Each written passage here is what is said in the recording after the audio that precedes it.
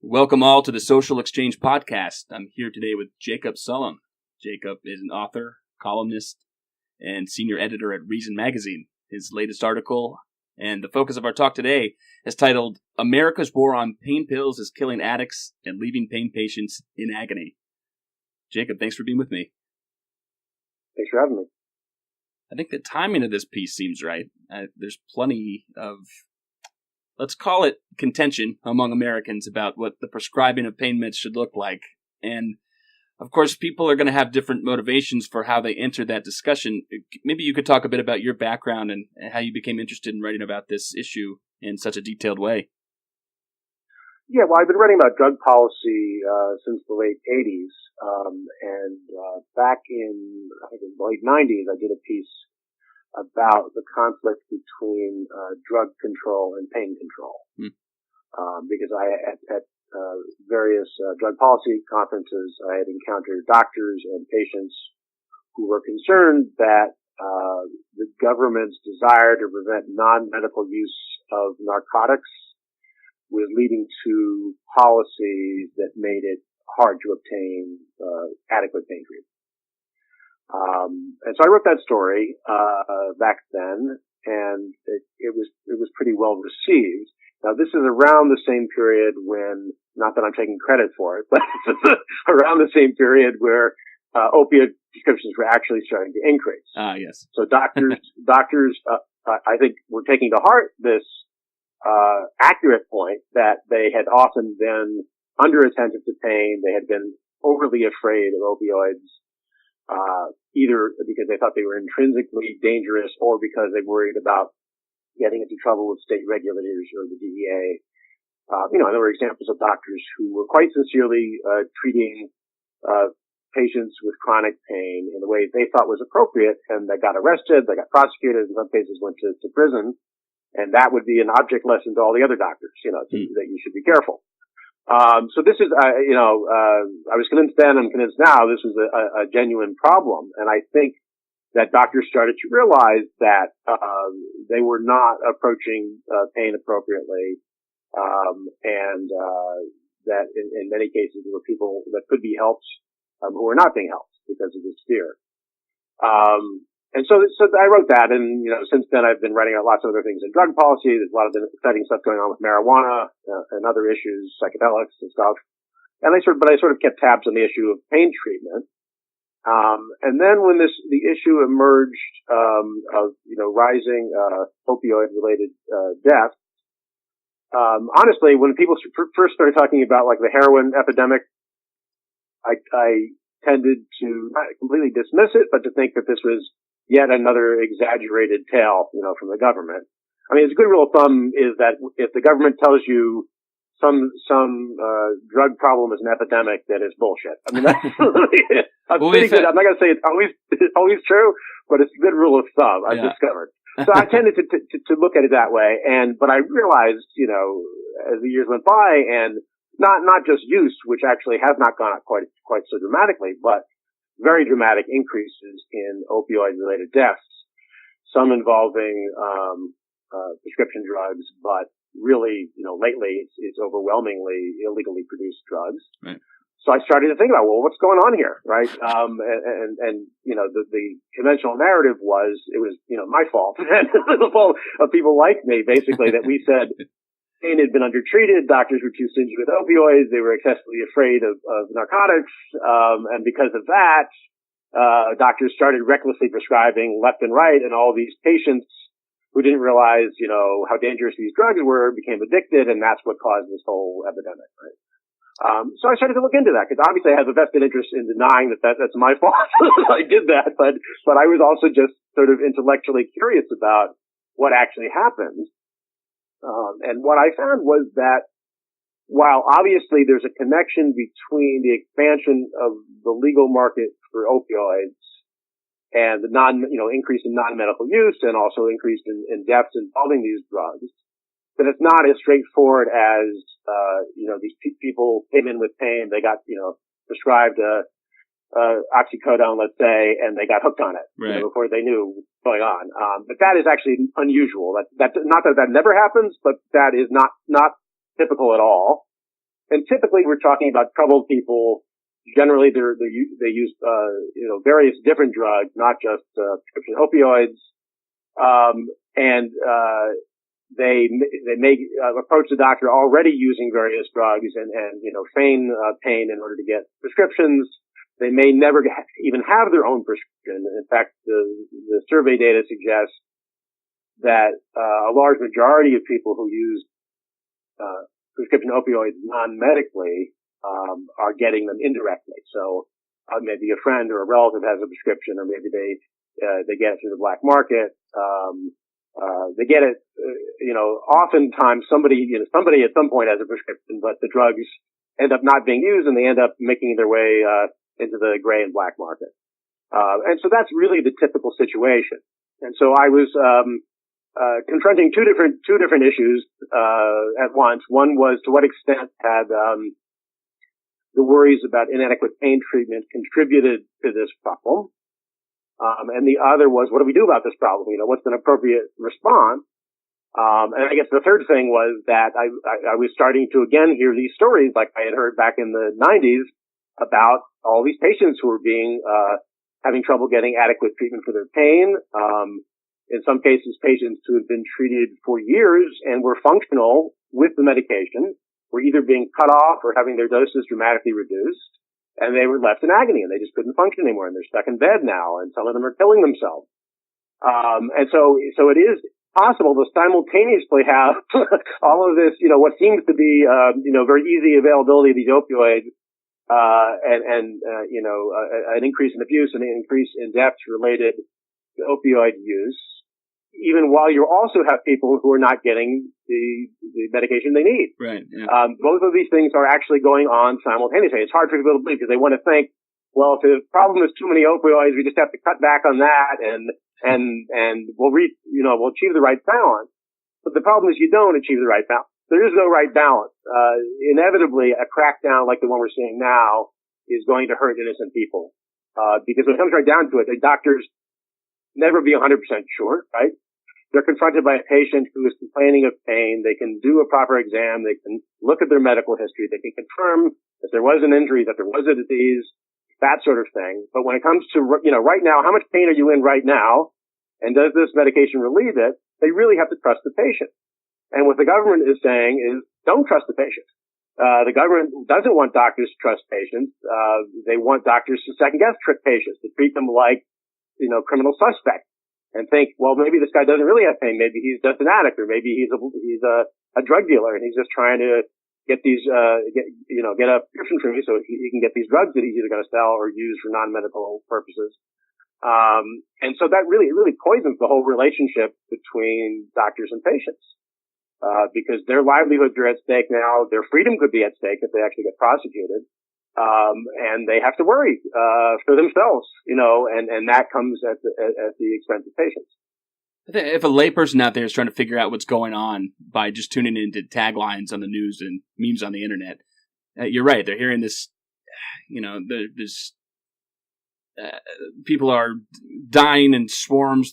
Our president is calling this a public health crisis.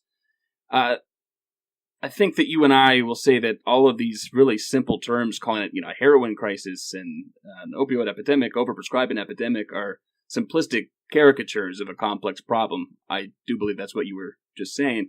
Do you think any truth is being smuggled into this kind of narrative? Yes. I mean, I don't like the term epidemic just because the implication is, I realize it's a metaphor in this context, but people tend to think in terms of diseases and communicable diseases in particular.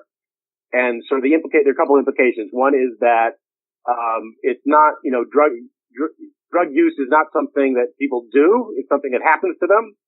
And that it's also that they're dangerous. Like somebody who's a drug user, they can communicate this, right? They can spread it to other people. Yeah. Which, becomes a kind of stigma for them. And so I don't think that kind of, metaphor is productive. So I don't like using the term epidemic, but what is quite clear is that, we have seen a very dramatic percentage increase in deaths, especially deaths related to heroin and deaths related, to fentanyl, have just, gone up very dramatically in the last few years. Yeah.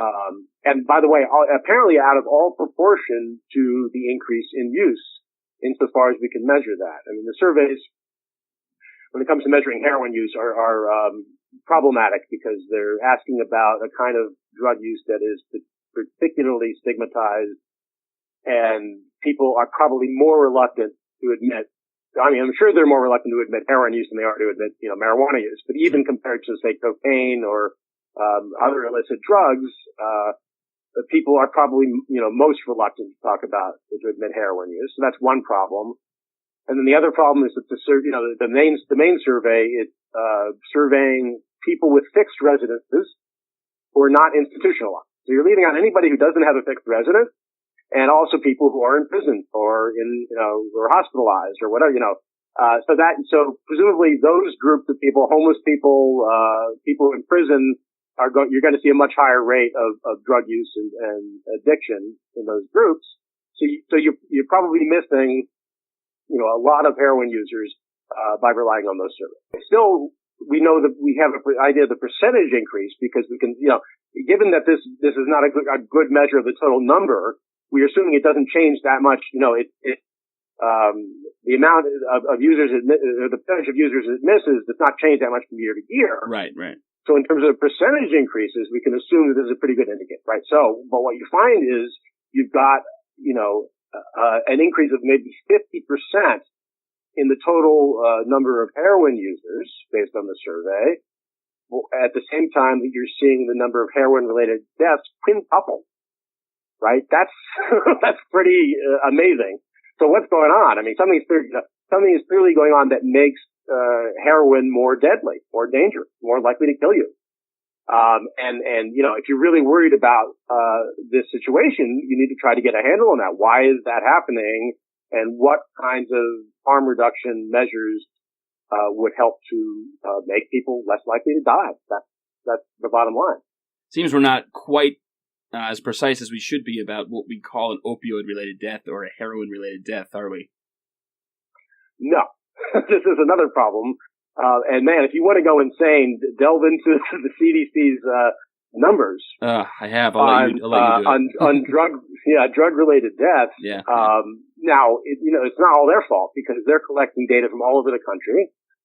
Different jurisdictions, some of which have like actual medical experts doing this stuff. Others have, appointed or elected medical examiners, coroners, who are making these judgments. And some jurisdictions are, for example, New York City has one of the best systems for recording, deaths involving drugs. Mm-hmm. Some jurisdictions are very good about it, and they will look at any given person, look at all the different, things you might have in a system, and try to figure out, was this due to one drug in particular? Was it due to a mixture of drugs? In New York City, they find 97% of what people call drug overdoses involve mixtures of drugs. Right? So you're talking about a heroin overdose. It can be very misleading because maybe not only heroin was involved, but also alcohol, or also benzodiazepines, or other depressants, or cocaine, which seems to be a particularly dangerous combination. And you'll often see with deaths of celebrities that are attributed to heroin, that it was actually heroin with cocaine. Sometimes it's several different things at once. If you have, a record for a particular death from a rural, county out in the middle of the country, and they say this death was caused by heroin, you don't really know what they're basing that on. You don't know the toxicological basis, and you don't know whether, what circumstances are they looking at. If you find somebody with needle in his arm, maybe you just automatically assume it's heroin without doing any kind of test.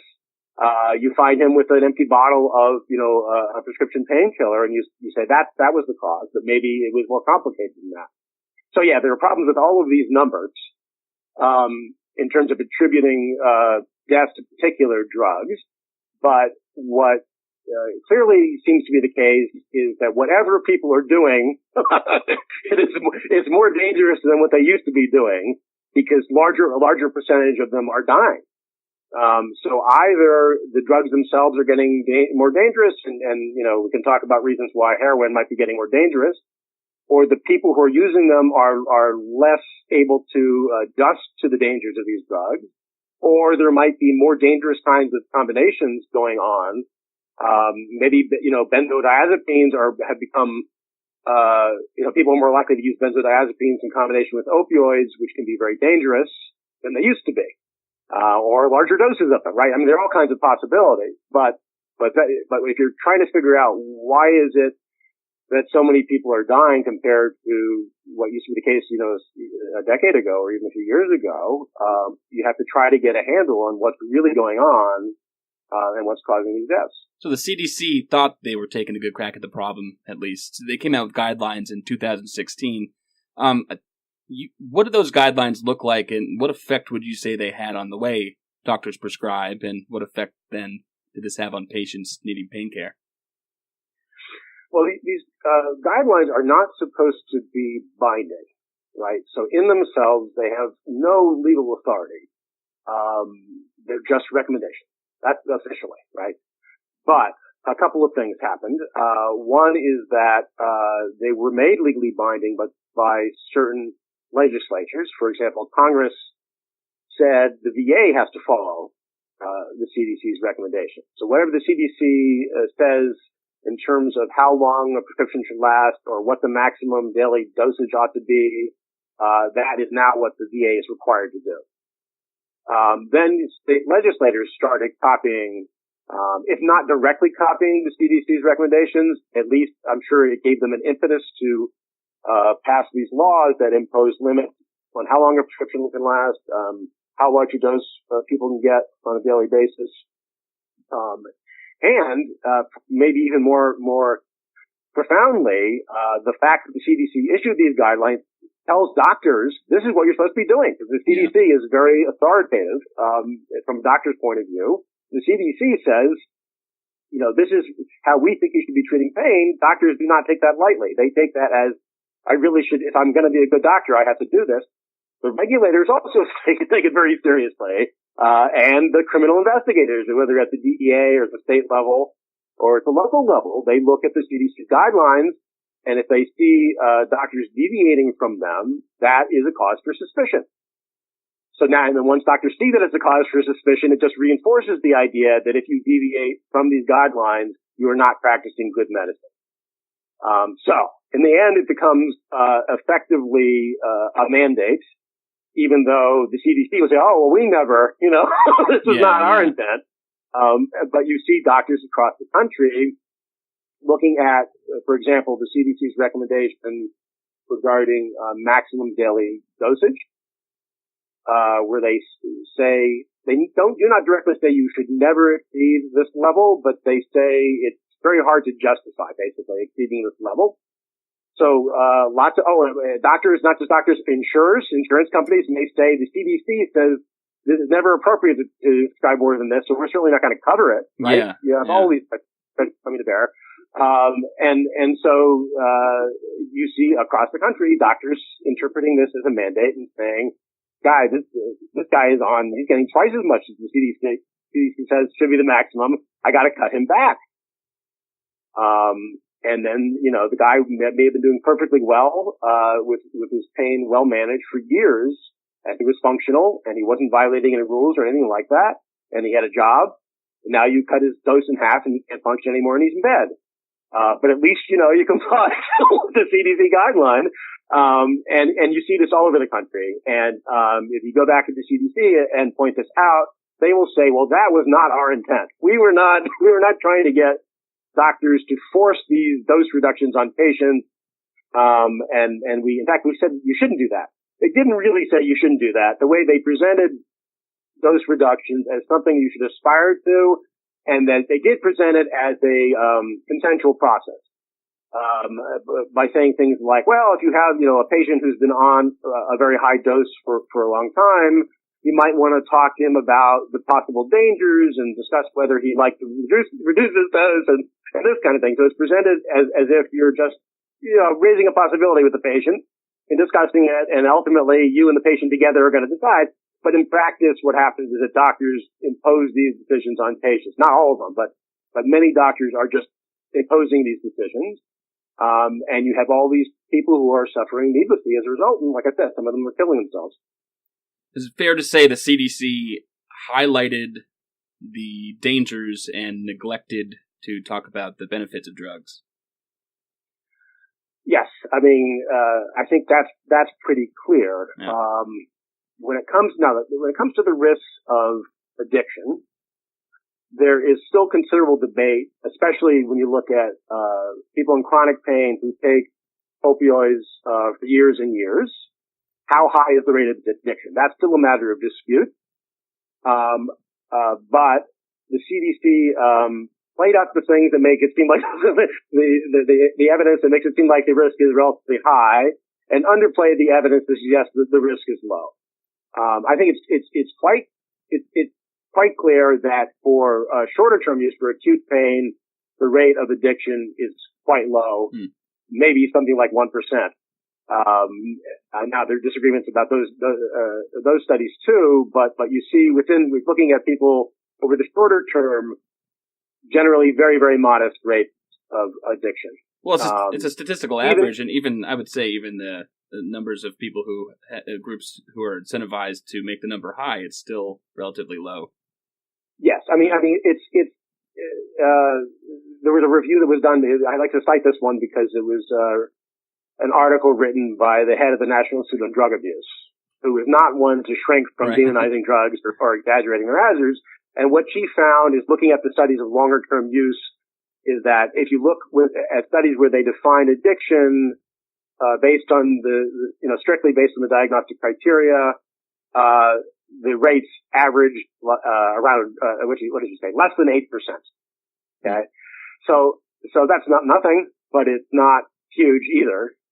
And there is reason to believe that even that number may exaggerate the true rate, because what people are interpreting as addiction may in fact be unrelieved pain, or maybe the behavior of somebody who has been suffering with pain for years and years. That was one thing. They played up the risk of addiction, even though it seems to be quite modest, and especially for treatment of acute pain. And then the other thing they did was they underplayed the evidence that opioids have benefits. They basically discarded all the studies that have been done showing the benefits, because they said they didn't last long enough. Now it would be nice if there were more long-term studies, but you can't just throw it all out and say, well, we should do something else, because it turns out that the alternatives to opioids for treating pain don't have any better evidence behind them, right? Yeah. So let's try, if you want to say try acupuncture or whatever, all right, show me the long-term studies that show how great this is, and there aren't. So they were inconsistent in that they demanded stronger evidence to show that the opioids work than they demanded in the case of alternative treatment. They're pushing the alternative treatment that don't have very much evidence to back them up, and they're saying don't use opioids because there's not enough evidence to back them up. You've told stories of a lot of pain patients with chronic and sometimes agonizing pain, people who have benefited from opioids, who are affected by cuts and dosing or an involuntary taper from their doses. So I actually appreciate that you include that in your writing. Anecdotes, of course, are not data, but it's important to get the real-life perspective. We're talking about human beings here. Are you able to tell one of these stories of people affected by cuts and dosing or involuntary tapering? Sure. I mean, there were a few people that whose stories I discussed in my article. One of the guys I've been in touch with is a guy who's had a severe lower back pain for years as a result of degenerative disc disease and at least one major injury, and then a surgery that didn't work out so well. And this is a fairly common story among people who have serious back problems, that, the treatments often make the condition worse. But here is a guy who, he was up for trying anything and everything. He was not determined I'm going to use opioids because that's the only thing I want. Yeah. He's open to trying anything that relieves his pain. And what he found through trial and error and going to different doctors is that OxyContin worked quite well to control his pain. He would take the extended release version of oxycodone a couple times a day, and then he would take shorter acting pills for when the pain flared up. And this enabled him to continue working, traveling around the country. He's a banking consultant, It wasn't like his life was completely pain-free, but it was livable and tolerable, and he was functional. And that was the case for years, and he was at the same dose for years, and he was fine. Everything was fine. And then one day, he was called in to his pain clinic for a pill count. And he did not understand what that was, because nobody had ever asked him to do this before. But they're basically trying to figure out, are you either using more of this drug than you're supposed to be using, or are you maybe selling it or giving it to people? So they want to make sure that you have exactly the right amount that you should have based on using, this drug according to the prescription, according to the doctor's instructions. So he came in for this pill count. He didn't have any worries because he knew that he had been doing everything appropriately. He was off by a week's worth of pills, and he realized, like right when this happened, that he had forgotten that he had packed a week's worth of pills separately when he went on a trip, and was in his briefcase. And that's why the pill count was off. So he told them pretty quickly, this is the problem. I can go get the pills. They're at home, and you'll see that I have all the pills I should have. They didn't want to hear anything about that. And as a result of him failing that one pill count, he got cut off by that doctor. They would not prescribe opioids for him anymore. He found that he went with all the other pain specialists in town would not prescribe for him either, because he had been identified as, I don't know, not a malingerer, I suppose, but a potential addict, a dangerous character, somebody who was not following the rules. And so nobody would treat him. He was outraged by this, because this is a very, a straight-laced guy who lives by the rules, is a productive tax-paying citizen, never been in trouble with the law. All he wanted to do was get the medication that gave him the ability to function. And because of this stupid arbitrary test and the complete inflexibility of the system, he was cut off from this drug. And so then he found that once he couldn't get the OxyContin anymore, that it was a struggle every day just to get out of bed. And he was using ice and topical treatments and whatever he could find, but it still made his life very, very difficult. And now more recently, since I wrote the piece, he has found another doctor who is going to treat him. Oh, good. But you have people like this all over the country who are casting about, trying to find somebody. Do you know everybody they meet? Do you know anybody who might be willing to treat me? I mean, it's really an insane situation. There are pain specialists, like Lynn Webster, who's a former head of the American Academy of Pain Medicine, who hears from these patients like this almost every day. He says, they want to know, what should I do? I tried every doctor I can think of. Nobody will help me. I've been cut off by my previous doctor. Jeez. And some of them are desperate, and they say, if I can't find somebody to treat this, I'm just going to have to kill myself. I can't imagine living this way anymore.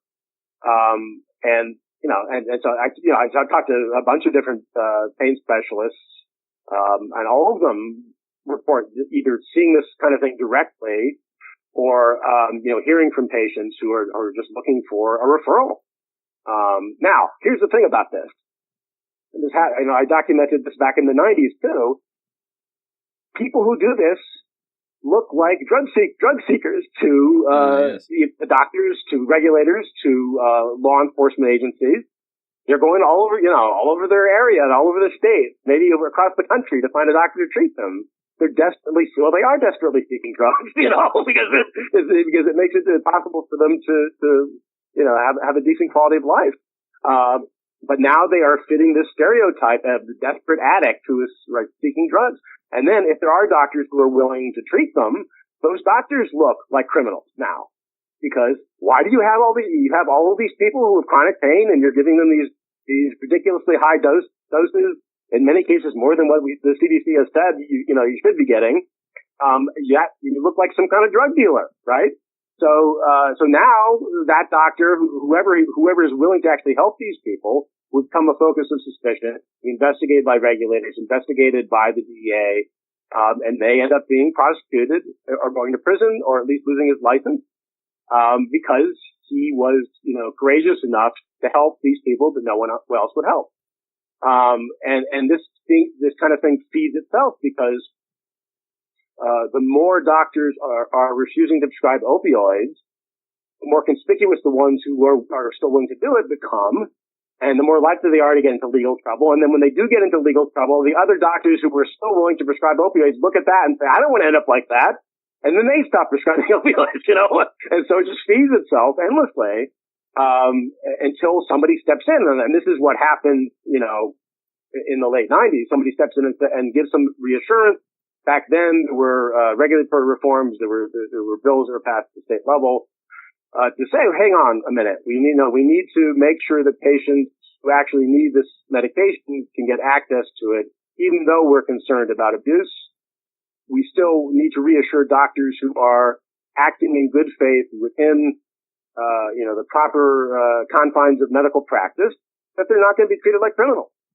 And so until that happens, in this latest cycle, you're going to see this problem escalating.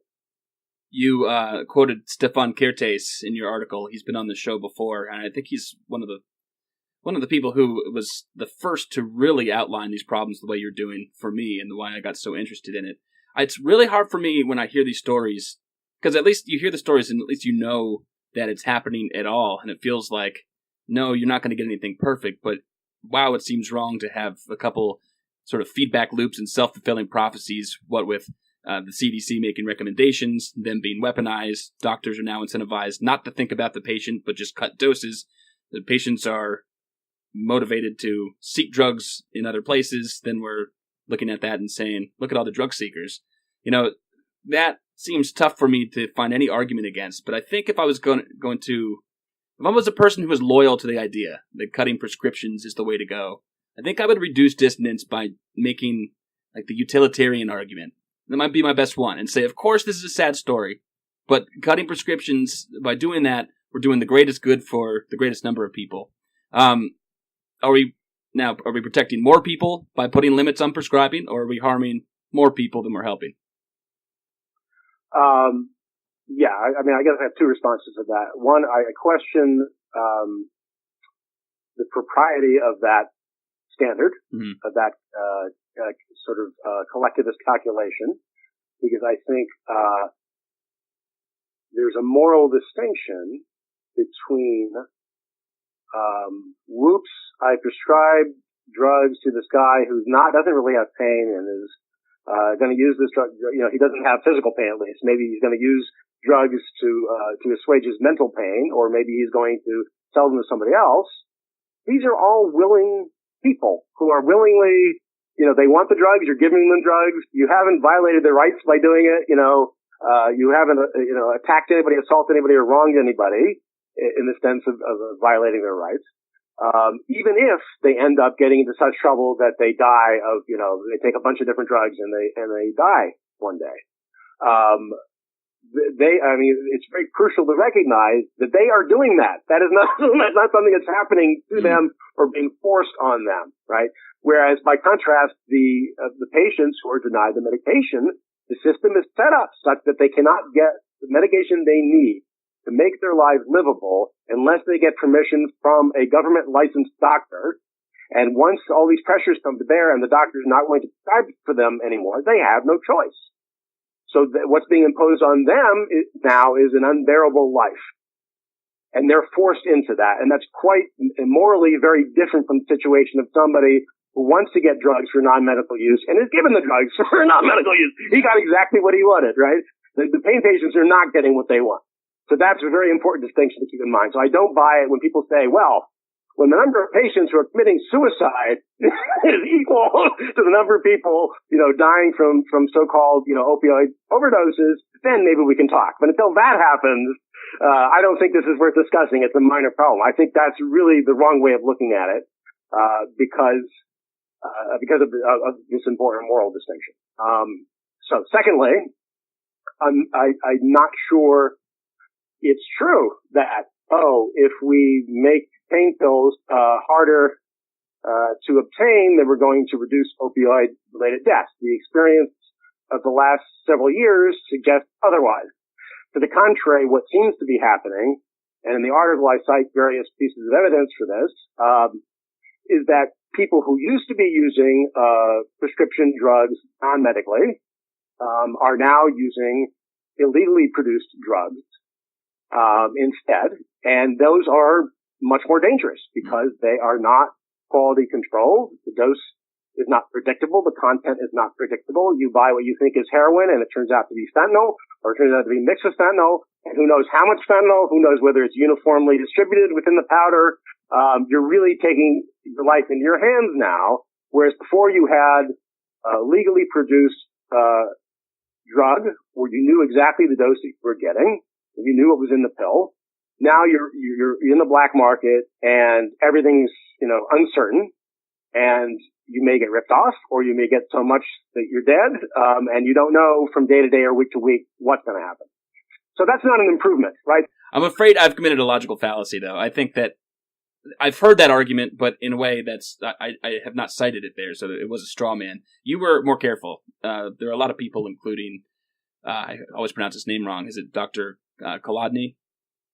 Yeah, Columnist. You quoted him, and I think he has a more nuanced. I don't agree with him. I think in a lot of ways he misses the point in a lot of ways, but maybe he has a more nuanced argument. Can you explain what that is and where his calculus went wrong?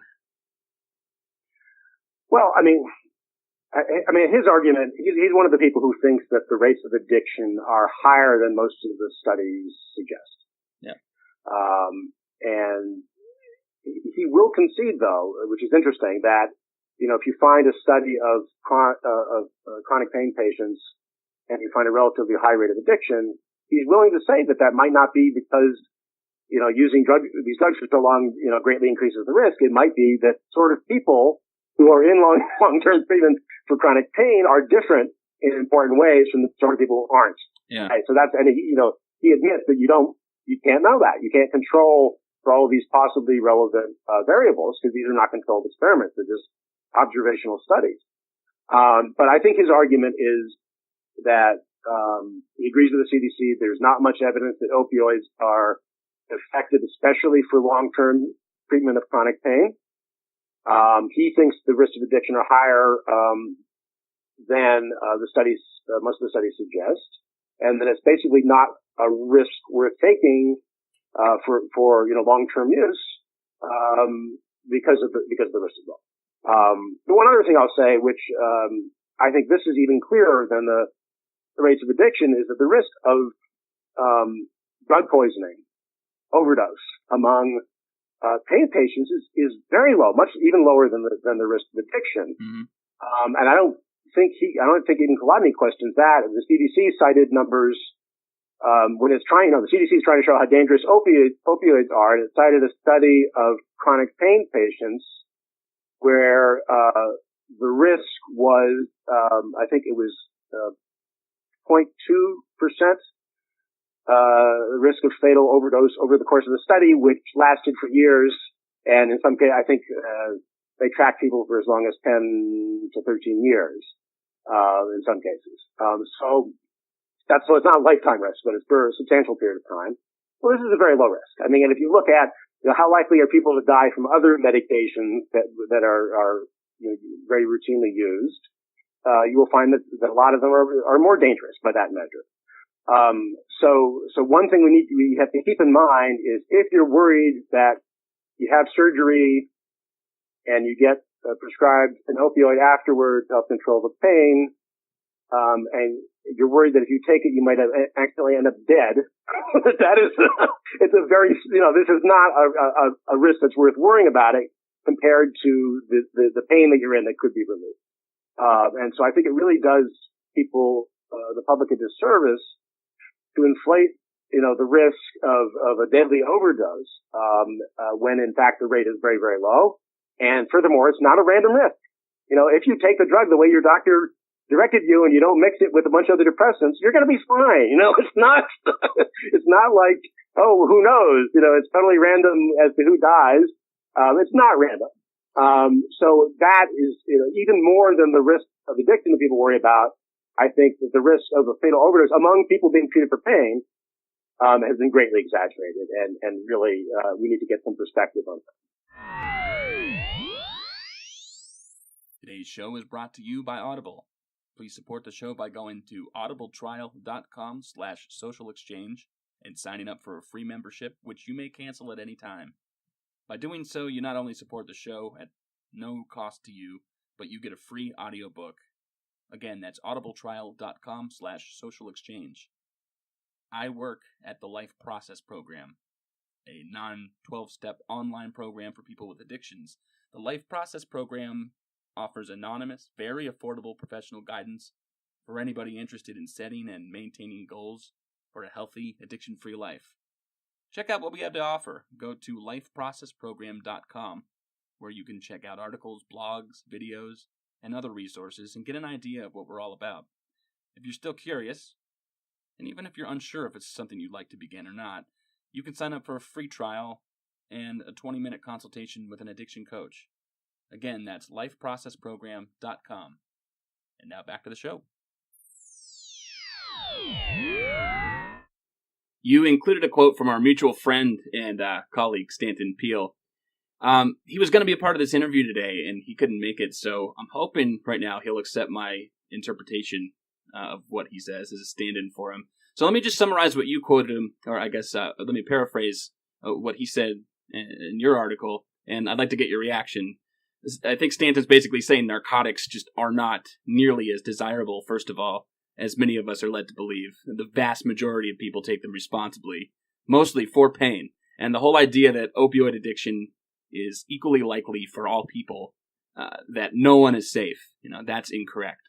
And so you also quoted him saying something to the effect of, if you're being raised under comfortable economic conditions, growing up in an intact, nonviolent family, or doing well in school, living in a good neighborhood, you have a sense of value and purpose in your life, you're unlikely to be sidetracked by substance abuse and addiction.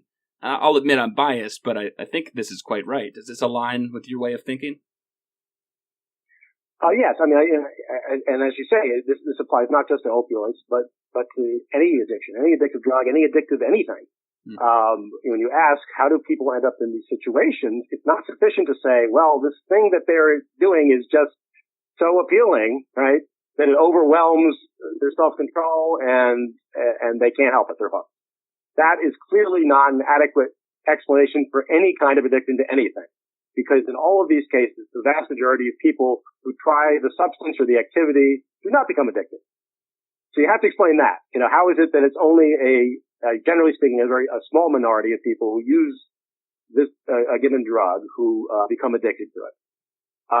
And so yes, you have to look at their circumstances and what is this drug doing for them, given their personality, given their situation, given where they are in their lives. What is it the drug's doing for them? You have to ask that question. And it's, quite clear if you look at, the overall data for people who use opioids, that this drug is not, overwhelming in the way that people talk about it. It's not irresistibly addictive by any means. So just to give you one example, the federal government estimates that in a given year, I think these are data from 2015, but the more recent data are similar. Maybe 98 million Americans use opioids. Mm. So that, prescription type opioids I'm talking about. And, that includes people taking them for pain under prescription. It includes people taking them for non-medical reasons. All of them. And then out of that group, maybe 2% of them, show signs of opioid use disorder, which is, and this is all based on survey responses, and you can question that, but that's the best we have. Based on their responses to survey questions, do they fit these diagnostic criteria? Maybe 2% of them have what they now call opioid use disorder, which is a broad category that includes all kinds of problematic behavior, not just addiction, right? So addiction is a subset of that. So if you ask, what, maybe half of those people, let's say, qualify as what we used to call addicted, right? And what people imagine as addicted, right? So you're talking about maybe 1%.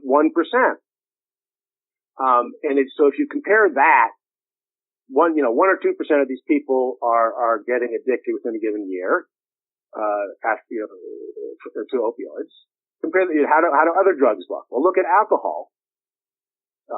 Compare the total number of users in a given year and how many of them qualify, for a diagnosis of alcohol use disorder. The figure as compared to, 2% is 9%. So, you start to think, well, most of the drinkers I know manage to drink moderately, even though, some people get addicted, but in the vast majority of cases, people don't get addicted. And that's, if you tell people that number, they might not be that surprised. But if you tell people that the people, running into trouble with alcohol, the percentage of people who run into trouble with alcohol is, several times the percentage of people who run into trouble with opioids, that kind of puts it into perspective. Now I'm not going to say, it shows alcohol is so much more powerful, right? or anything like, I'm not going to make any judgments about the intrinsic, properties of the substances.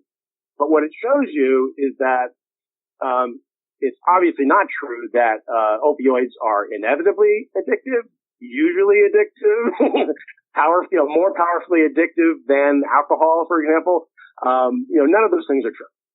And furthermore, people kind of know that it's not true because so many have taken opioids, right? I mean, if you've got, close to 100 million people in a given year, using opioids, they know what these drugs do for them and what they don't do for them, right? So what is a typical experience of somebody who gets a prescription for opioid painkillers after surgery or after an injury? They'll get maybe a week's worth, or maybe they'll get 2 weeks worth, or 10 days. And very often, if not usually, they don't use all of it. And in fact, this is such a common, phenomenon that, the government is warning us about it. Make sure you get rid of those extra, opioid, painkillers that you've got, lest the kids get into it or lest somebody steal them and sell them in the black market. So it's very common. I got the drug, this overwhelming drug that's so powerfully addictive. I take it for a few days. My pain is gone. I stop taking it. Now it sits in my medicine cabinet, right? So how powerful can this drug be if that is the typical experience for people who take them medically? It's not that they take them and they realize now all my problems are gone. I feel so much better and I want to take this forever. I work with teenage kids, so you can imagine how tough it is for me to know this to be true.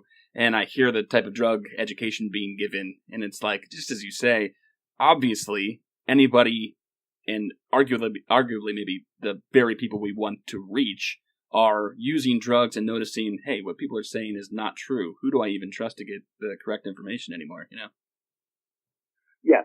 And, but these are things we should be able to agree on. It's not, okay, so it doesn't mean, forget about all those people dying. That's, that's not a problem at all. That's not the point. The point is that you can't focus on the drug and access to this particular drug as if that's the key. Because the people who are using, this is actually what happened. The people who were using, prescription opioids because that, assuaged their pain, their psychological pain, right? That made them feel better about their lives or less miserable. Once those pills became harder to obtain, more expensive, they turned to alternatives. And the alternatives are worse and more dangerous. So focusing on the pain pills was clearly a mistake, even if you ignore the pain patients. Say screw the pain patients. We don't care if they're killing themselves. If you're really concerned about the people who are addicted to these drugs, who are using them non-medically, and you're trying to help them and trying to prevent them from dying, the last thing you would want to do is to push them away from legally produced, predictably dosed, quality-controlled drugs toward black market drugs where you have no idea what you're getting. And also, but I mean, the thing we didn't mention explicitly is that the reason, the most obvious reason why heroin looks so much more deadly nowadays than it did just a few years ago, is that a lot of it is mixed with fentanyl. Right. And so that these deaths that are attributed to heroin, it may be a combination of heroin and fentanyl. It may be that people close to the person who died thought he was using heroin, so that's what went down in the record. But there was actually fentanyl that he didn't expect. It was more powerful than he expected. And that's the reason he's dead. Now what you have is in a market where the potency was always unpredictable, which is always the case in the black market. It became even more unpredictable because, one week you buy heroin and it's heroin and maybe it's highly diluted heroin and you don't know exactly what the potency is. But it's just heroin. The only active ingredient is heroin. The next week you buy it, it's heroin plus fentanyl. Why? All right. I guess we should stop and say, why are they putting fentanyl in heroin? This is also, a product of prohibition because to the extent that you actually succeed in, not cutting off, but squeezing the supply of heroin and raising, the cost of heroin, now you're encouraging, first of all, more dilution, and then to make up for the dilution, you add some fentanyl, which helps to boost the diluted heroin. And if you don't do it exactly right, you're obviously you can run into problems. So that's one thing that happens. And the other thing you're doing is, fentanyl is so much more potent than heroin. You can smuggle many more doses, in the same volume. So to the extent that the supply side efforts are successful at all, they're going to encourage drug traffickers to move toward more concentrated, more powerful drugs. Right. So there's all a consequence of government policy that's aimed at helping people and aimed at, stopping drug abuse and preventing drug-related death, and it's doing exactly the opposite. And so that's, you're trying to solve this puzzle of why, first of all, why did heroin-related deaths skyrocket? And secondly, why, look at this category of, one of the categories of opioid-related deaths is other synthetic narcotics other than methadone, right? And this used to be a fairly small category. This was, fentanyl is prescribed legally, and it still is, used for pain treatment, but not very often. And it was a pretty small category. The people who died and they had fentanyl in their systems, it was generally speaking legally produced fentanyl that had at least been prescribed for somebody. And it was never a very big number until recently, and this category towers over all of the other categories. And it's quite clearly almost all illicitly produced fentanyl, right? So now you've got all of these people whose deaths are attributed to fentanyl more than even heroin, and they may have thought that they were using heroin, but in fact there was no heroin at all. It was just fentanyl, right? So this is kind of a crazy situation you get into, and the question is, at what point does the government learn if every time it cracks down in an attempt to prevent drug-related deaths, it actually is making drug-related deaths more common and more likely? Does it ever get to the point where it learns from its mistakes and says, maybe that's not the right approach? You kind of a grand finale in your article, and I want to go over that in a minute about how we should practically keep people safe, whether we're going to make a big change really quick or not. There are ways that are sensible to keep people safe. Before we do, I just want to go back to the philosophy side of things, just because you said something earlier that resonated with me. You started talking about different kinds of addictions and why people are addicted, and you said at one point to drugs or to an involvement or something like that. So I think you'll agree there's a difference between use and misuse, between misuse and dependence, between dependence and addiction. It's like we're lumping these all into the same category, as if when someone uses an opioid off prescription to get a good night's sleep, they're in the same category as somebody with an addiction, and it's all this one big number. Right. But then there are addictions to things that aren't drugs. I think about this thanks to Stanton, who you quoted.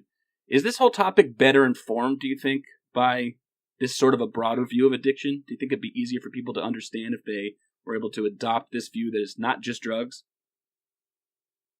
Yes. I mean, I think the tendency among a lot of people, especially conservatives, when they hear, gambling's addictive, or exercise can be addictive, or food is addictive, or what are the examples? A video game playing, right? Yep. Pornography, they might be more open to that. But they tend to poo-poo the idea, right? Oh, well, no, this is not like heroin. Obviously not. I think that's a mistake, because if you understand why people develop these disruptive, hard to break habits centering around something that either gives them pleasure or relieves stress or makes them less miserable, right? That's really the key to understanding all of these involvements. And it's not the focus on the object of the addiction is a mistake, because the object doesn't necessarily have to be that object. And in fact, we certainly see that with respect to drugs, that people, Stanton likes to say, this is very broadly speaking, there's no such thing as a heroin addict or a heroin user. Right. Because almost always people who use heroin are using other drugs as well. And if one drug is cut off, then they'll switch to another. And sometimes they'll be worse off because it's more dangerous. So I think, yes, we have to talk about why do people get into this pattern of behavior that disrupts their lives, that's hard to change. I don't think it's helpful, and here I agree with Stan as well, to think of it as a disease, which is, supposedly this is the enlightened, compassionate, scientific view. And I think that's a mistake, because, like I said before, it's a disease is something that happens to you. It's not something you do. It's something you have no control over. So the message you're giving to people who have these problems is, you're screwed. This is it for you. You're just going to be like this for the rest of your life. Sure, we can try to control it and we can try to manage it, whatever, but you just have this disease forever and it can't be cured. And whereas if you say, look, you have gotten into this pattern of behavior where your short-term desires are interfering with your long-term interests, where you are fucking up your life and screwing over people that you love, because you're so obsessed with this thing that gives you pleasure or gives you relief. How can we change, your life situation so that that's not so attractive anymore? That's the right approach to take. It's not, if we just lock you in a closet and keep you away from this thing, then you'll be fine. So yeah, I would hope that people would take that broader view of addiction and to step away from the psychiatrist's monopoly, right? And not medicalize it, and just think of it in more human terms. And the original meaning of addiction, it was not a disease. It was not something was diagnosed by a psychiatrist. It was a strong attachment. In fact, Jeff Shaler, who, another psychologist who writes about addiction, says it's not even necessarily a bad thing, right? And historically it wasn't. It could be a strong attachment to good books, for example, or love. Stanton has written about this. Love is a form of addiction, right? So you can have positive and negative addiction, right? And the question is, when you have a negative addiction that's messing up your life, that on balance is leaving you worse off, how do you try to change your situation so that you have other ways to accomplish whatever that addiction is doing for you? I will just say, a caveat though, I think Stanton would say addiction is by nature negative. So like the negative consequences part is the part that he would include in the addiction concept. But I take your point. It's like you can have an involvement with something. I wasn't completely clear on that. But yeah, Jeff Shaler, on the other hand, does say that addiction need not be negative.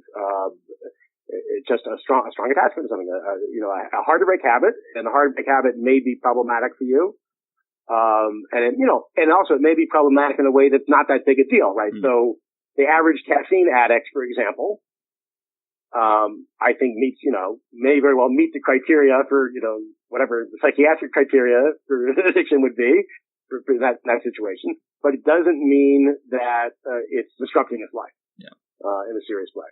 For the most part, people, I think it blows too many minds to say, addiction can be a good thing. So better to talk about it as a, hard to break habit, that disrupts your life, that causes problems that you would like to change. I think that's pretty intuitive. and pretty consistent with the experiences of addicts and people who know them. And I think, so it would be helpful to look at it in broader terms. Given what we've gone over so far, and of course there's so much more. I mean, you could spend a long time on this. Indeed, you have. If it's not regulation on prescribing, you can explain what should we be doing instead to keep people alive and safe, and I guess to the best of our ability, non-addicted. Yes, well, I mean, I guess the first thing to say is that there's no complete solution. Mm-hmm. Anybody who pretends there is either deluded or trying to fool you. Right. But there are certainly things that can be done at the margin that have the potential to make a serious difference.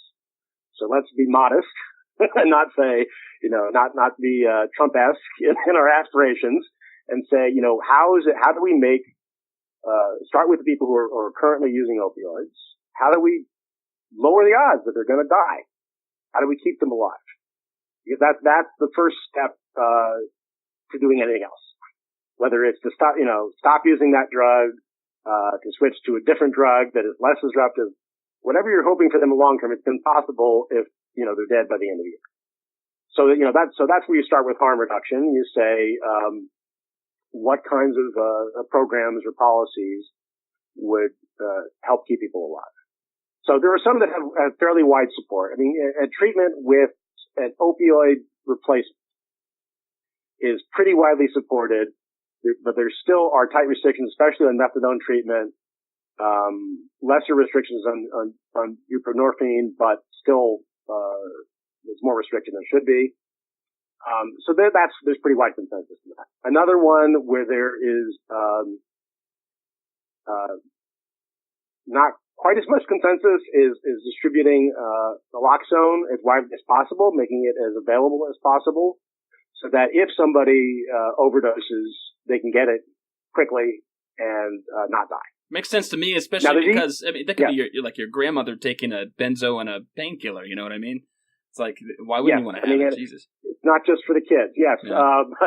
But now there is pushback on that. No, okay, and so the less sophisticated version of it is sort of what you heard when there was the debate over needle exchange programs. Right. Don't encourage people. Why are you encouraging people to use drugs? Don't make drug use safer, right? You want drug use to be as dangerous as possible, the better to deter people from doing it. And this is the argument you heard from the governor of Maine when he vetoed a bill that made naloxone available without a prescription. Yep. He said, this normalizes heroin addiction, and I'm not interested in doing that. Now, the legislature actually overrode him, which I took to be a positive sign. Now, the more sophisticated version of that is there's a kind of moral hazard, like with wearing a helmet when you ride either a motorcycle or a bicycle, or wearing a seatbelt in the car.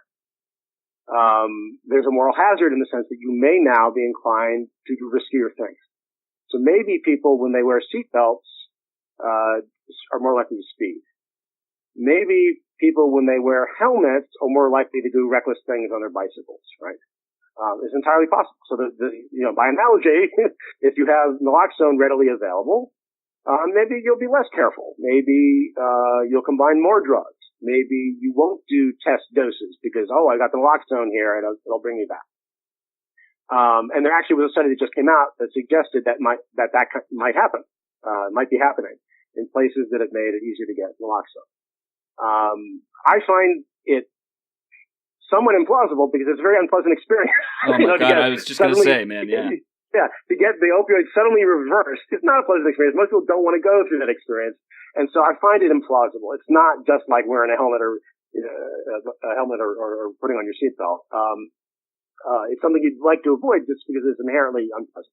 So I find that somewhat implausible, but it's not impossible that would be the case for some people, right? So yes, now that I have naloxone, I'm not going to be as careful as I used to be. But again, I think to look at this from a collective point of view is the wrong point of view. What we know is here is a product that can save people's lives that people want to have access to in case they need it. People close to them want to have access to it in case they need it. And that's a no-brainer to me. Yeah. There should be no restrictions on that. People should be able to get that. Whoever wants it should be able to get it. They think it's going to help them. It's for them to judge whether this is worth having, and demonstrably it can save people's lives. You're really good about keeping level-headed. I'm tempted to go down the rabbit hole there. So. Yeah, well, we shouldn't be trying to do this collectivist calculus where, well, yeah, this guy is alive now because of the naloxone, but this other guy, he was more reckless and he's dead. Yeah, right. And, and try to count them up on both sides. And, if it turns out that there are more people who become more reckless, well, now nobody gets naloxone anymore. They've ruined it for everyone, right? Nobody's allowed to have it. I think that's really the wrong approach. It's very clear that this is useful. It can be effective for any given person who uses it. And it therefore should be available. And we shouldn't have to try to justify it in global terms or using this, collectivist, public health calculation. So then you've got needle exchanges, which I don't know if I told you this in our correspondence, but I was, beating my head against the table, working hard last year. I'm here in Vermont, where we seemed like we were getting close to being able to instill a safe injection facility here, or at least get the legal okay to be able to do it. And, I got to write a lot about our safe syringe place that we have here and how many lives it's saved. That's pretty, I'd say that's a consensus, wouldn't you? Yes, then that's an interesting thing because in the 90s this was hugely controversial, right? Yeah. And the same arguments were raised. You're encouraging drug use. Why would you want to do that? Now it is pretty much accepted. But as you mentioned, supervised injection facilities, not so much, and in fact are not legal anywhere in the United States yet. But there's good evidence for those as well. If you look at in Vancouver, the Insight, which has been in business for quite a few years now, they have a bunch of studies which show benefits without much in the way of a downside. And again, with this, I'm not, as with needle exchange, I don't want to be out there saying, I want to take your tax money and pay for this, pay for needles for heroin addicts, because that just makes people's heads explode. I'm just saying, allow this to happen. And it is certainly better, to have somebody going to a supervised injection facility that operates openly, that's legally tolerated. And if he gets into trouble, he can get help right away. Yep. Then to have him, going to a public restroom and shooting up there because he thinks, the overdose is, it may be somebody who will come across him, and maybe they will, and maybe they won't, So that's not a good situation. It's obviously preferable to have a supervised environment, a controlled environment where you have medical personnel. And again, this to me, it seems like a no-brainer, but it's going to get resistance because people don't like the look of it. They would rather have people in alleys and in bathrooms and hidden away, because it's less disturbing. But, that doesn't mean that it is a smart course in terms of saving people's lives. Or helping save their own lives. It's another area where we can widen that concept of addiction, and it's like, how would people make decisions? If you have a destructive involvement to a drug that could kill you, it's like, well, you probably don't have a lot of the things that you're going to get if you walk into a safe injection site. You probably aren't taking a second to make a good decision. You're probably not connected to people, especially people who, are saying, yeah, you're okay the way you are, let's keep you alive. Find a corner of the world that can happen. It's like our needle exchange, no one even thinks about anymore. And what we're saying is, let's have a needle exchange and then add a nurse, and right. For some reason that's... Yes, yeah. It really shouldn't be, but just the idea. I try to avoid, by the way, saying safe injection facility. You know what? I do too. That's so funny. But I just nothing's completely safe. Yeah. It's supervised. Yeah, it is. Yeah. Somebody's there in case you need help, right? Yeah. That's the main thing. And then, look, if you want people to get into treatment, this is an opportunity for them to get into treatment. If you want them to stop, sharing needles, here's an opportunity for them to do it in a sanitary way and to get new, needles and syringes. Another thing, can be combined with is drug testing, which is not terribly sophisticated right now, but for $1 or $2, you can get a test strip or one of those vial tests, reagent tests, that will at least tell you this bag of powder that I bought, does it have fentanyl in it? Right? Which otherwise you have no idea, right? Yeah. So, that can be helpful. It doesn't tell you how much fentanyl or, but, there was a pilot study, at Insight again, where they found that if people had these test results Well, first of all, overwhelmingly the stuff they thought was heroin either was just fentanyl or it contained fentanyl. That's the first thing you should notice.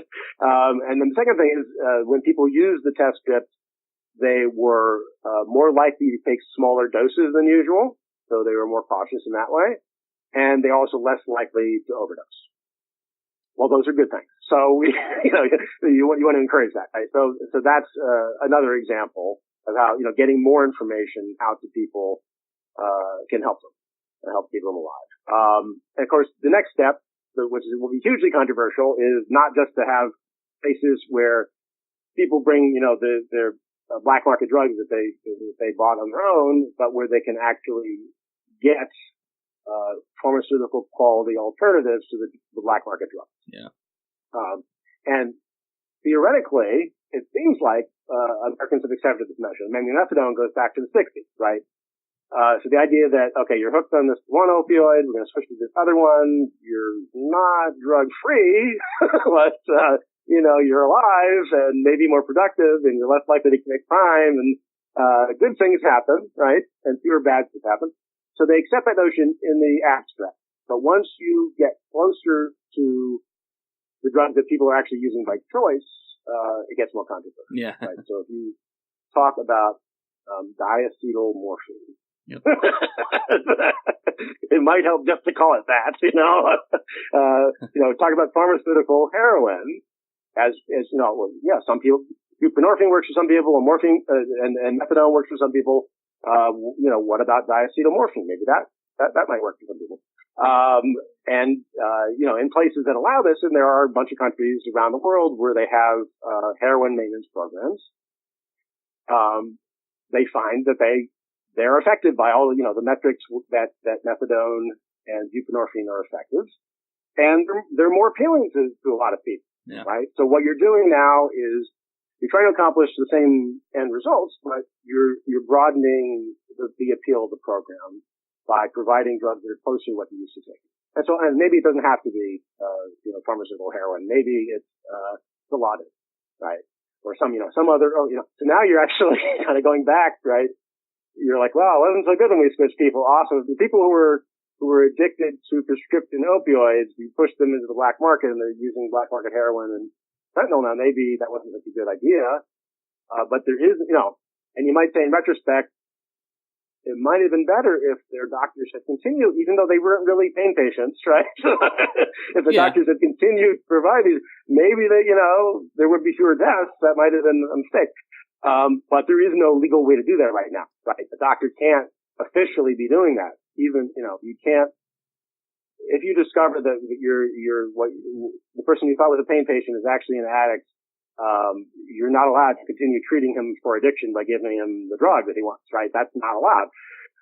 That should be an option, right? So that, it doesn't make sense that now that I know you're an addict, fuck you, that's it, you're cut off and now you'll get to take your chances in the black market. Doesn't make a lot of sense. And so I think, unofficially, that sort of thing probably does happen. Some doctors are doing that, but there's no legal sanction for it. And if it were known, they could really get into serious trouble. But that seems insane because this is, fundamentally this is the same thing as what you're doing with methadone or buprenorphine. You're giving them this opioid, to maintain them, try to keep them out of trouble, try to give them some kind of supervision and guidance, and try to keep them alive. It seems like a better approach than cutting them off and closing your eyes and pretending they're not there. I think about how much of this being, such a political issue is clouding judgment. And I talked to this guy, Dr. John Marks. I don't know if you've heard of him. He was a doctor from the UK who in the 80s, under the auspices of Margaret Thatcher, no less, prescribing heroin, and just the logic to it after they collected data and figured out, what's the best way to, in his words at the time, clean up the streets. But he was what's the best way to make sure people aren't dying? And, it was a no-brainer. It's everyone's yeah, I'll prescribe heroin. That's a good idea. And it wasn't until it got so politicized, says he, that thanks to the U.S. especially, that it became this sort of idea that it's a disgusting thing to do to prescribe a drug like heroin. So, really interesting. Yeah, I mean, and like I said, if it were a different word, it would be okay. Right. Yeah. And people didn't realize what you were talking about, or if it had just, if heroin had just continued to be a pain medication, it would be easier. Totally arbitrary to say that, morphine's okay, but this drug that breaks down into morphine and you're out of here. You can't, we draw the line there. I mean, there's no sense to that, really. Yeah. So that's, those are the, harder, issues politically to tackle, both supervised injection facilities of that. I think that's going to start soon. I mean, I think you will start to see that.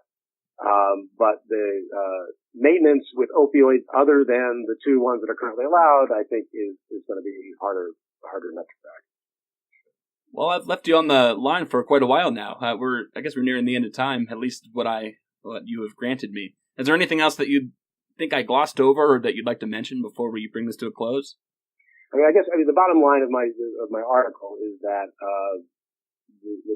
the current approach is hurting both the patients who are deprived of adequate pain treatment as a result of the crackdown, and the current addicts who are being pushed into the black market. So they're both being made worse off.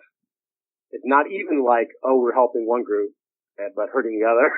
On balance, it's okay. You're hurting both groups.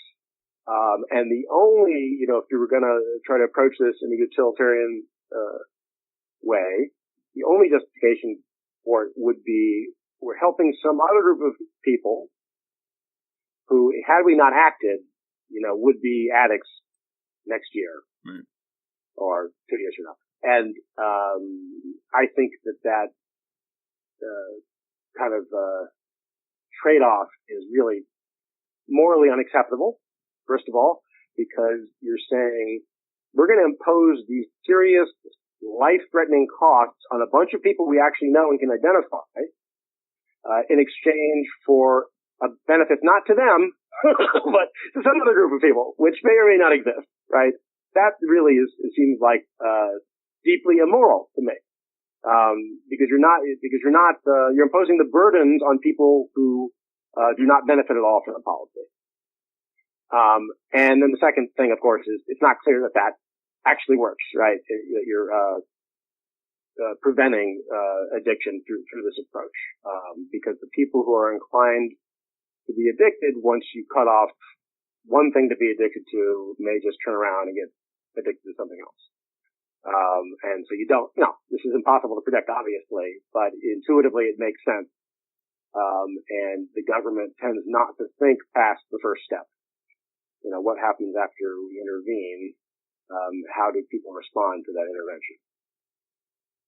Well, look, I think this has been really interesting and productive as far as I'm concerned, and I appreciate you taking the time to discuss your work, especially more time than I even asked you for, so I really do appreciate it. Where can I direct my listeners who want to learn more about you and your work? Reason.com, which has a group blog that's everybody who works for the magazine, plus Reason TV videos, plus the content of the print magazine goes up there eventually. We give subscribers a head start on reading that stuff, but eventually you can get all the content, including my cover story about opioids will be up there either this week or next week, probably. Got it. So I'll link to all of that as far as I can in the description to the top. Jacob Sullum, thanks again so much for being on the show. It really was a pleasure.